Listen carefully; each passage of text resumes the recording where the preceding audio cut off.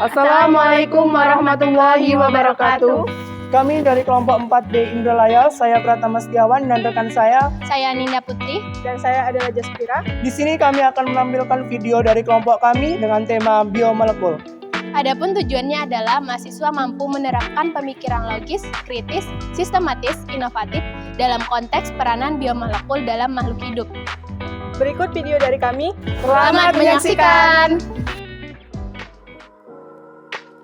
Biomolekul atau molekul biologi adalah istilah yang digunakan untuk molekul yang terdapat dalam organisme yang penting untuk beberapa proses biologis. Biomolekul meliputi molekul besar disebut juga makromolekul atau polyanion seperti protein, karbohidrat, lipid, dan asam nukleat. Serta molekul kecil disebut juga mikromolekul seperti metabolit primer, metabolit sekunder, dan produk alami. Biomolekul memiliki nama yang lebih umum yaitu sebagai bahan biologis.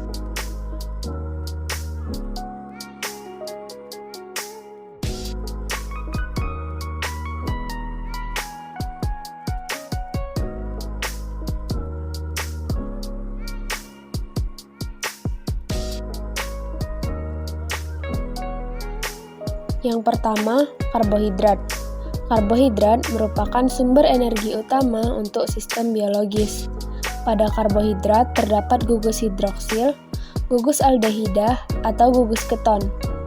Ada 3 jenis karbohidrat berdasarkan penggolongannya, yaitu monosakarida, disakarida, dan polisakarida. Contoh karbohidrat adalah beras, kentang, dan jagung. Beras merupakan sumber karbohidrat utama yang sering dikonsumsi.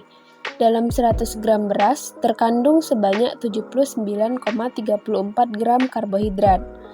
Karbohidrat pada jagung manis mengandung gula produksi, yaitu glukosa dan fruktosa, sukrosa, polisakarida, dan pati.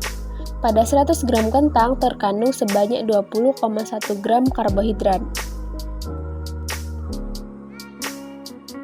Yang kedua, lipid. Lipid atau lemak adalah molekul yang relatif kecil yang tidak larut dalam air dengan berat molekul hingga 750 sampai 1500. Lipid dibentuk dari asam-asam lemak dan gliserol. Lipid digunakan untuk produksi dan penyimpanan energi, hormon, pembentuk membran sel dan vitamin. Lipid dapat dibagi dalam 3 golongan, yaitu lipid sederhana, lipid majemuk, dan lipid turunan. Contoh bahan yang mengandung lipid adalah telur. Lemak pada telur terdiri dari trigliserida atau lemak netral, fosfolipida yang umumnya berupa lecitin, dan kolesterol. Jumlah asam lemak utamanya adalah asam oleat, palmiat, linoleat, dan asam stearat. Protein merupakan biomolekul yang sangat penting bagi organisme hidup. Biomolekul protein dibentuk oleh 20 jenis asam amino melalui ikatan peptida. Struktur protein terdiri dari struktur primer, sekunder, tersier, dan kuartener. Contoh makanan dalam kehidupan sehari-hari yang mengandung protein, contohnya adalah tempe. Selanjutnya, asam nukleat. Biomolekuler asam nukleat terdiri dari asam doksirobosa atau DNA dan ribonukleat atau RNA.